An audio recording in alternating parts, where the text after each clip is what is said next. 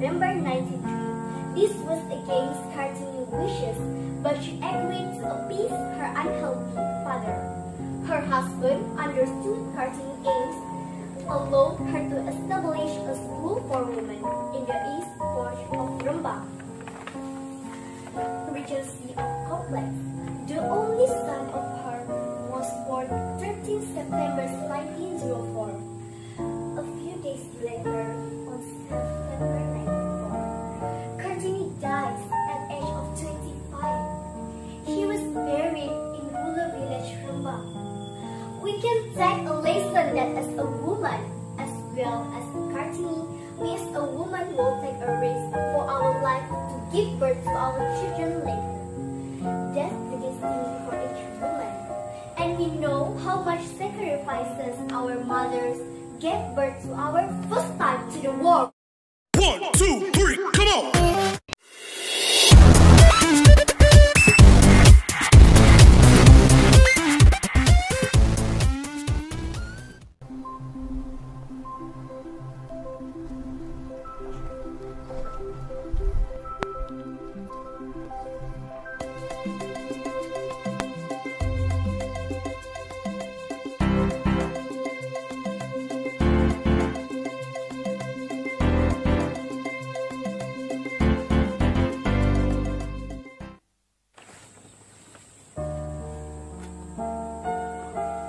Assalamualaikum warahmatullahi wabarakatuh, and good morning everyone.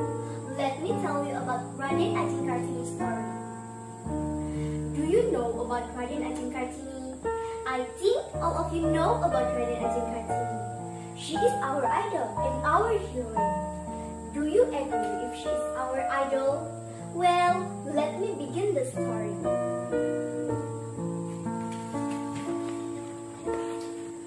Raden Ayu Kartini, or sometimes known as Raden Ajeng Kartini, was a prominent of Javanese and Indonesian heroine.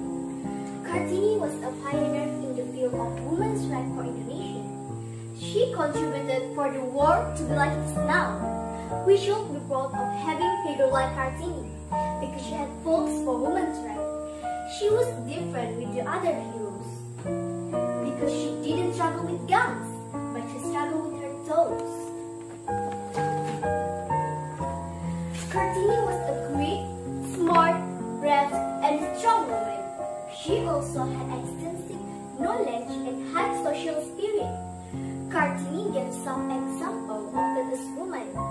We also had equal right as men, but Kartini did not give us an example of disloyalty. Kartini was born into Javanese aristocratic family when Java was still a part of the Dutch colony in Hindia Belanda. Kartini's father, Sosroningrat, became a regency chief of Jepara.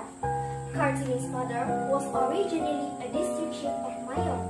Then, Kartini's mother, Nasira, was a daughter of Madrono and the teacher of religion in Taiwan. Kartini was the fifth child and second eldest daughter in a family of relatives including step-sibling.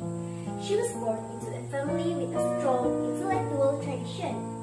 Her grandfather, Pangeran Aryo Jodronegoro IV, became a regency chief at the age of 25 while Kartini. Elder brother Sosro Kartono was an accomplished linguist. Kartini's family allowed her to attend until she was 12 years old. Just until 12 years old! Can you imagine if you became Raden Ajeng Kartini? So, be thankful that you can still have an opportunity to get education up to this level. An opportunity to hopefully as high as our dreams. Here, among other subjects, she learned to speak Dutch. It was an unusual accomplishment for Javanese women at the time. Kartini's father was more lenient than other during his daughter's seductions, giving her such privileges as embroidery lesson and occasional to show up in public for special events. During her celebration, Kartini continued her own education just by herself because she could speak Dutch. She had several fans and friends. A girl named Rosa became her close friend. Maxim and Kartini interested in urban thinking and built the desire to improve the conditions of the Indonesian indigenous women, who had a very low social at the time.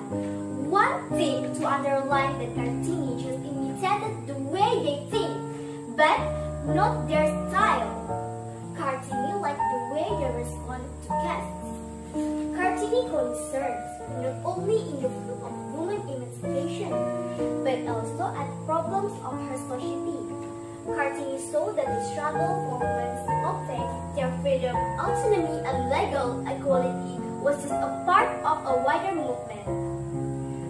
Kartini's parents arranged her marriage to Joyo Diningrat, the regencyship of Rembang, who already had 3 wives. Kartini is married on 12 November 1903. This was against Kartini's wishes, but she agreed to appease her unhealthy father. Her husband understood Kartini's aims, allowed her to establish a school for women in the east porch of Rembang,